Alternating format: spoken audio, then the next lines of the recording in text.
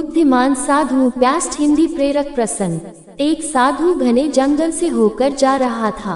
उसे अचानक सामने से बाघ आता हुआ दिखाई दिया।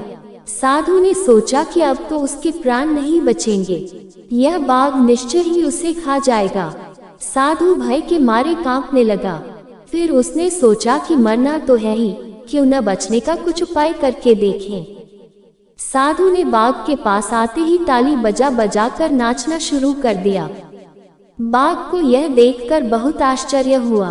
वह बोला, ओ रे मूर्ख, क्यों नाच रहे हो?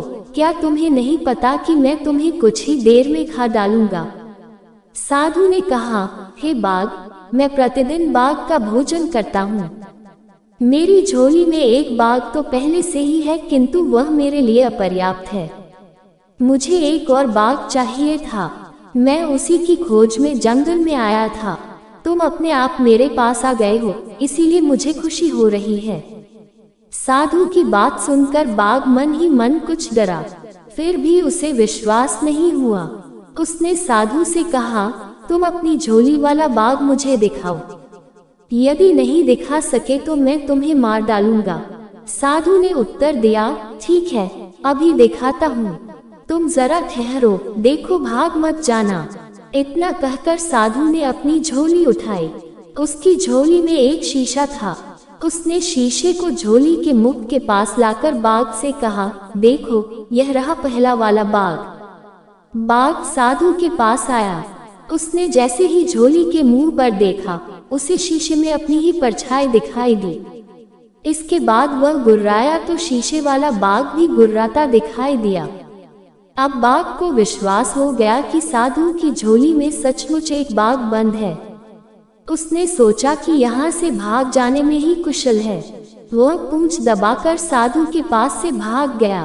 वह अपने साथियों के पास पहुंचा और सब मिलकर अपने राजा के पास गए। राजा ने जब सारी घटना सुनी तो उसे बहुत क्रोध आया। वह बोला, तुम सब काया हो? कहीं आदमी भी बाघ को खा सकता है? चलो, मैं उस साधु को मजा चखाता हूँ। बाघ का सरदार दूसरे बाघों के साथ साधु को खोजने चल पड़ा। इसी बीच साधु के पास एक लकड़हारा आ गया था। साधु उसे बाघ वाली घटना सुना रहा था। तभी बाघों का सरदार वहां पहुंचा। जब लकड़हारे ने बहुत से बाघों को अपनी ओर आते देखा तो डर के मारे उसकी घिघी बंध गई। वह कुल्हाड़ी फेंक कर पेड़ पर चढ़ गया। साधु को पेड़ पर चढ़ना नहीं आता था।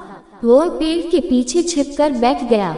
जो बाघ साधु के पास से जान बचाकर भागा था, वह अपने सरदार से बोला, देखो सरदार, सामने देखो, पहले तो एक ही साधु था, अब दूसरा भी आ गया है। एक नीचे छिप गया है और दूसरा पेड़ के ऊपर, चलो भाग चले। बाघों का सरदार बोला, मैं इनसे नहीं डरता। तुम सब लोग इस पेड़ को चारों तरफ से घेर लो ताकि ये दोनों भाग न जाएं। मैं पेड़ के पास जाता हूँ। इतना कहकर बाघों का सरदार पेड़ की तरफ बढ़ने लगा। साधु और लकड़हारा अपनी अपनी जान की खैर मनाने लगे। अचानक लकड़हारे को एक चींटी ने काट खाया। जैसे ही वह दर्द से तिलमिलाया कि उसके हाथ से टहनी छूट गई। वह घने पत्तों और टहनियों से रगड़ खाता हुआ धड़ाम से नीचे आ गिरा। जब साधु ने उसे गिरते हुए देखा तो वह बहुत जोर से चिल्लाया, बाघ के सरदार को पकड़ लो, जल्दी करो, फिर यह भाग जाएगा। धड़ाम की आवाज और साधु के चिल्लाने से बाघों का सरदार डर गया। उसने सोचा कि यह साधु सचमुच ही बाघों को खाने वाला है। वह उल्टे पैरों भागने लगा। उसके साथी भी उसे भागता हुआ देखते ही सिर पर पैर रखकर भाग गए।